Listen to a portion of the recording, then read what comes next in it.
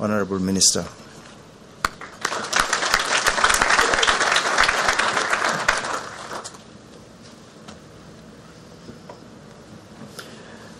Thank you very much, and good morning, everybody. Program Director, Dr. Phil Mjwaha. Honorable Deputy President Motlanthe. I've heard many of the people who've spoken, or the few people who have spoken, I've heard them speak before, but somehow the Deputy President has this nervous-making quality about him, because I hear them stumbling over words that they don't normally stumble over, you know. So they're awed in your presence, Deputy President. Well, members of the Diplomatic Corps, and I see a number of ambassadors here, and in particular the ambassadors of Germany and Switzerland, given that you've already heard the extent to which they are contributing towards this Research Chair initiative.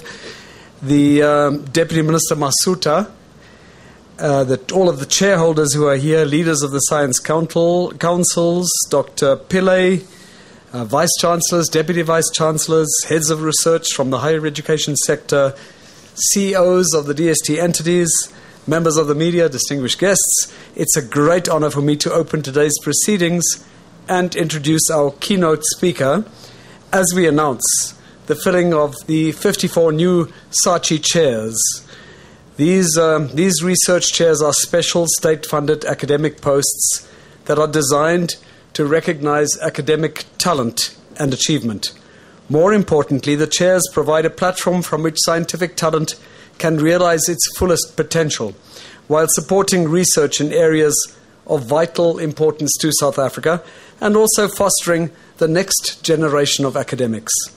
As has already been explained in more detail, SARChI is a flexible strategic tool that has evolved in interesting ways since its inception in 2006.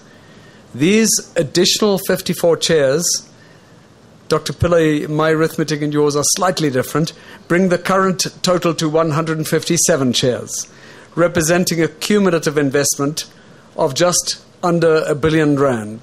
So really it is a substantial part of the DST's program.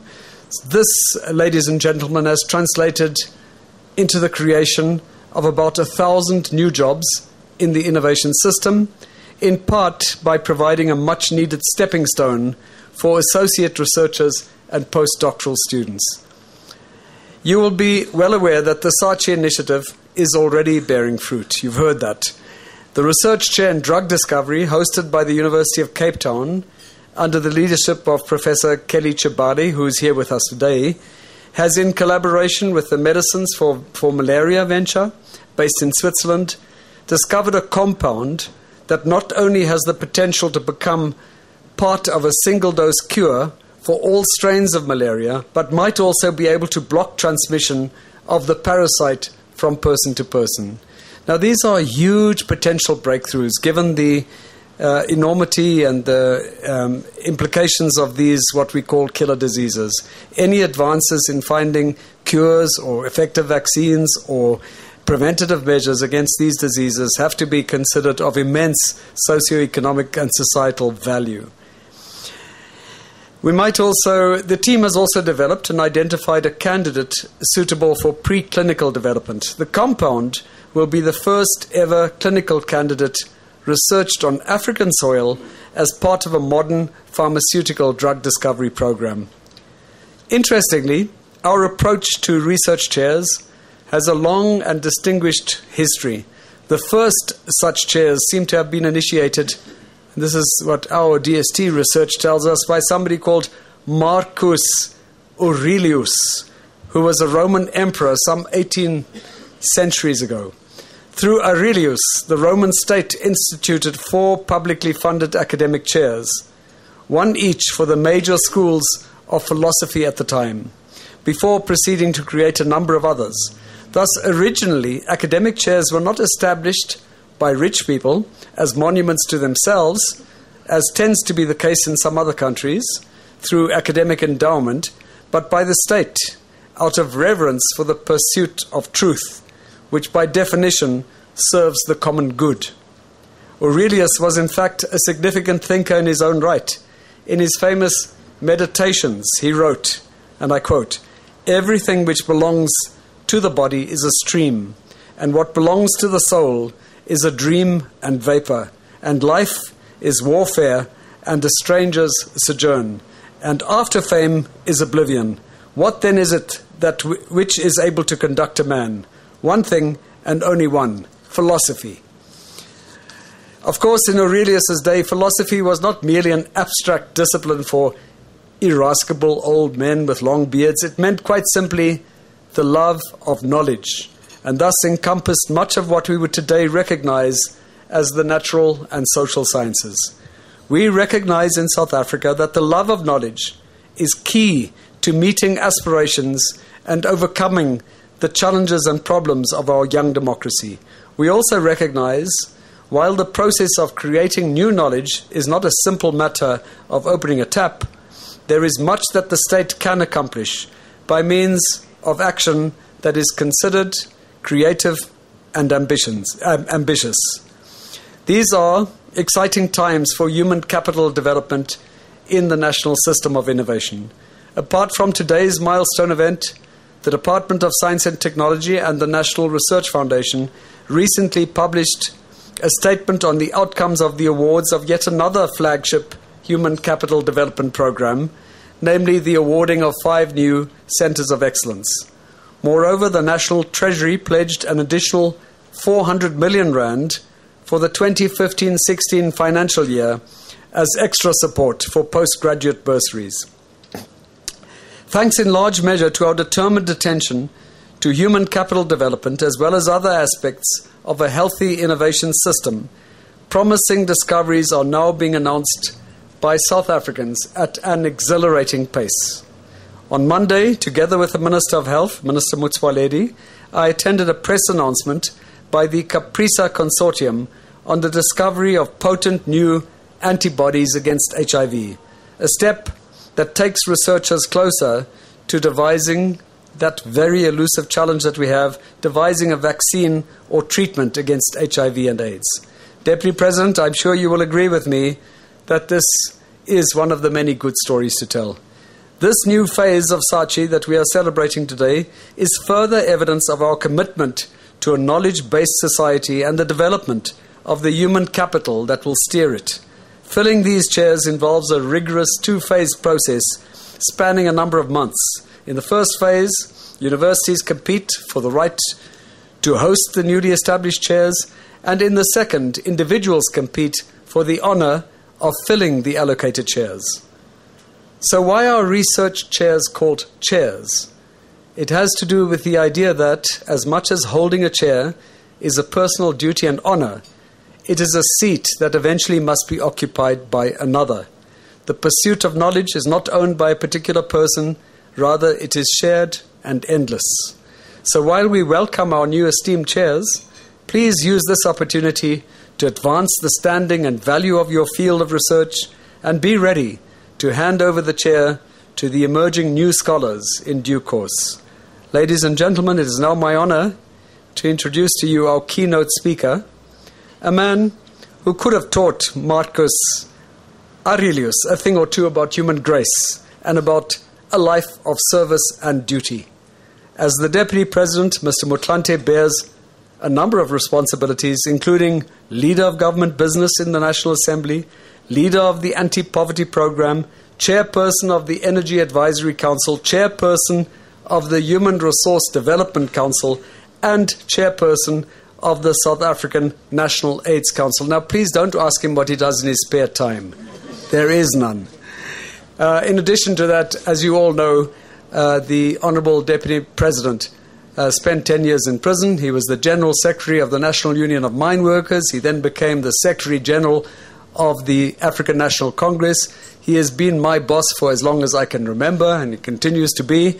So beyond this, we all know Kgalema Motlanthe as a man of integrity, courage, humility, and fairness, whose support to issues of science and technology I personally have deeply appreciated. Honourable Deputy President, it is an honour and a privilege for us to have you in our midst. Thank you.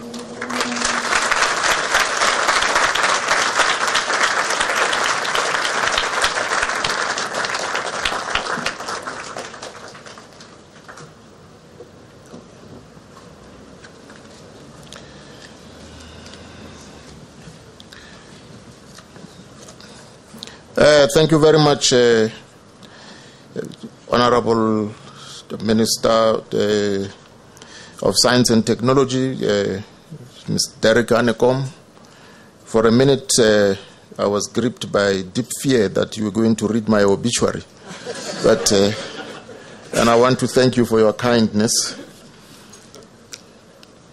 Honorable Deputy Minister of Science and Technology, Advocate Michael Masuta, the Vice Chancellors and Deputy Vice Chancellors here present, the Deputy CEO of National Research Foundation, Dr. Gansen Pillay, the Director General of Science and Technology, Dr. Phil Mjwaha, and all other Directors General here present. Special guests, the new research chairholders, Your Excellencies, members of the Diplomatic Corps, distinguished guests, ladies and gentlemen. Today we meet to laud and acknowledge researchers and intellectuals who have been accorded the wonderful distinction of being named prestigious holders of a South African research chair. These distinguished researchers join the current cohort of National Research Foundation chairs who have been making significant contributions to several research and knowledge development fields around the country. Society looks up to you as internationally recognized leaders in your respective fields to strengthen and improve research as well as enhance the innovation capacity of universities to produce high-quality postgraduate students, research, and intellectual outputs. As government, we trust that your research outputs will serve to enhance the broader imperative of national development. In keeping with this understanding, government has, since the establishment of this initiative, contributed over R1 billion in funding. In South Africa, as in all developing countries and newly emerging economies, the competing demands on resources, specifically public funding, are more stark and immediate. You will know that our country still faces the accumulated disabilities from our past. Such disabilities manifest themselves in socioeconomic inequality, poverty, and unemployment. In everyday life, the poorest citizens of our country are confronted with scarcity of life-enhancing resources such as water, electricity, sanitation, and infrastructure. That going without such bare necessities is detrimental is not in question. In view of these serious challenges, innovation in nurturing further development assumes particular importance. We cannot even begin to assert the unparalleled importance of research in helping societies move onto a higher trajectory of development. Modernity is inconceivable without research and development. Ladies and gentlemen, today's cohort of research chairs have been appointed in diverse disciplines in natural sciences, engineering, humanities, and the social sciences. This is critical since all disciplines must contribute to scientific inquiry, enlightenment, and knowledge generation. But it is equally true that all disciplines have contributions to make to national development in their own ways. Our National Development Plan constitutes a roadmap of interventions and targets across a wide range of sectors that are intended systematically to move South Africa along an upward development trajectory. The plan pays significant attention to the education and science and technology sectors and sets out a range of targets that will surely find enthusiastic support in this audience. The 5 critical points the NDP makes in the area of higher education are the following: producing more than 100 doctoral graduates per 1 million of the population by 2030, doubling the number of graduate and postgraduate scientists, and increasing the number of African and women postgraduates, especially at PhD level. Transforming the demographic composition of researchers in higher education, research councils, and private research establishments, and improving coordination and support for partnerships between universities and other research and innovation sites, including industry. On a more positive note, let us also remember that South Africa won the right to host the Square Kilometre Array radio telescope, largely on the grounds of the scientific and technical excellence of the proposals that our scientists and engineers presented. Let me therefore take this opportunity to welcome the new research chairs, particularly those recruited from foreign countries, into this wonderful community that will shortly host the major portion of the Square Kilometre Array telescope and its precursor, the Meerkat, and which already is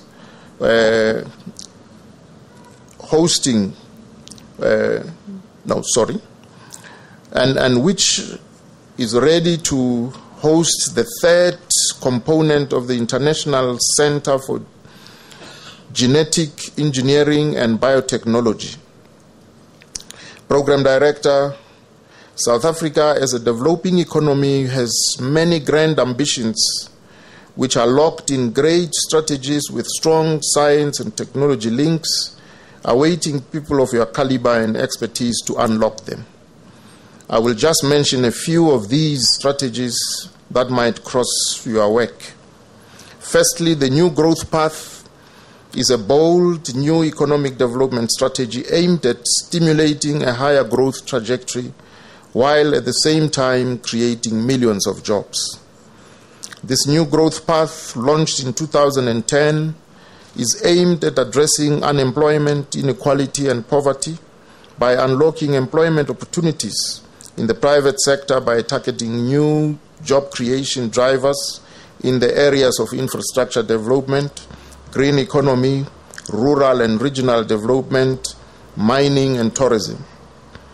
Secondly, the Industrial Policy Action Plan attempts to grow the country's manufacturing capabilities and consequently create jobs. The document mentions the inputs of carbon, stainless steel, aluminium, chemical polymers, and fertilizers as particular problem areas, hence the focus on these industries.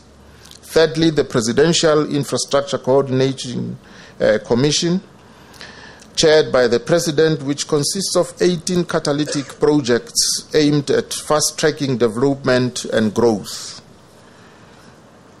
These range from projects aimed at greening the economy, building integrated municipal and water and sanitation infrastructure, revitalization of public health facilities, regenerating higher education infrastructure, and expanding access to information and communication technologies to the construction of the Square Kilometre Array project.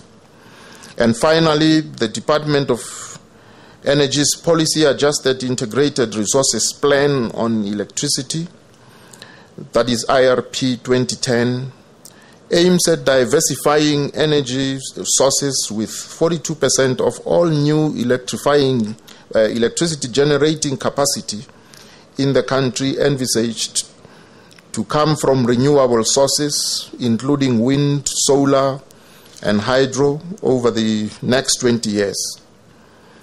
So in conclusion, ladies and gentlemen, as we celebrate your elevation to this important research chair positions, I wish once again to reaffirm government's commitment to supporting your work all the way. We also look forward to your contribution to South Africa's development and wish to congratulate you on this new chapter of intellectual development and growth. And I thank you for your attention.